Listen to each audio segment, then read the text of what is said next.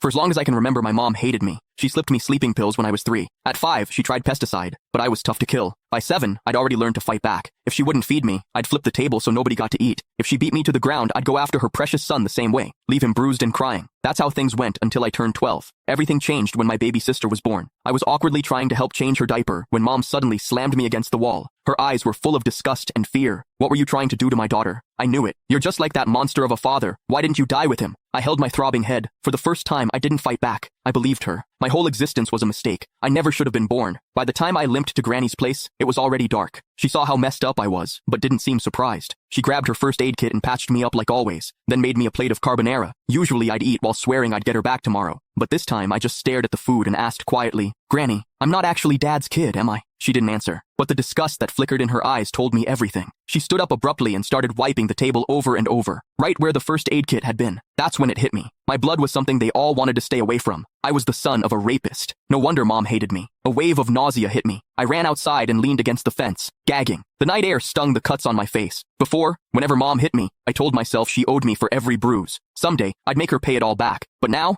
I couldn't even look her in the eye. I didn't stay at Granny's. She didn't come after me either. I just wandered the streets with nowhere to go. That's when I spotted a family outside a restaurant. They were celebrating someone's birthday, all smiles and laughter. The woman in the middle was probably the mom. She looked so happy that I instinctively stepped back. Last year, on Mom's birthday, she'd smiled just like that, until she saw me. The second I walked in, her smile vanished. Pure disgust replaced it. Back then, we had to write an essay called My Mother. I wrote that Mom was a heartless villain. My teacher dragged me to her office and lectured me for the whole period. I barely heard any of it. All I remembered was her saying, "No mother in this world would ever stop loving her child." I believed her. I saved up money from collecting recyclables and bought Mom a birthday cake. All I wanted was a hug, the same kind she gave my brother, Casper, but her cold expression felt like a knife to the heart. I felt like an idiot, standing there with that stupid cake. Anger took over. When no one was looking, I caught a couple of frogs from the garden and hid them in the cake. I can still remember her scream when they jumped out. Back then, I felt a twisted satisfaction. I thought she didn't deserve to be a mother. I thought she had it coming. But now I knew the truth. I was the one who didn't deserve anything. Just existing had hurt her. As I watched that mom smiling through the restaurant window, I made up my mind. This year, for Mom's birthday, I'd give her a present she'd actually be happy with, one that would set her free for good. I decided to die. Once that thought took hold, my steps felt lighter. I even started planning how to do it without causing trouble. Something clean, with no mess left behind. But before I could go through with it, a patrol officer spotted me and brought me home. Mom answered the door. As it shut behind us, I stared at the floor, unable to meet her eyes. Her voice cut through the air like ice. "Why didn't you just die out there?" I almost snapped back, but I bit my tongue. Still, I couldn't stop myself from asking, "What would you do if I really did die? Would she feel even a little sad? If you've got the guts, go ahead. I'd throw a party." She walked straight into my sibling's room and shut the door. I stood frozen in the living room. After a long time, you can find the full story in my bio. It's free.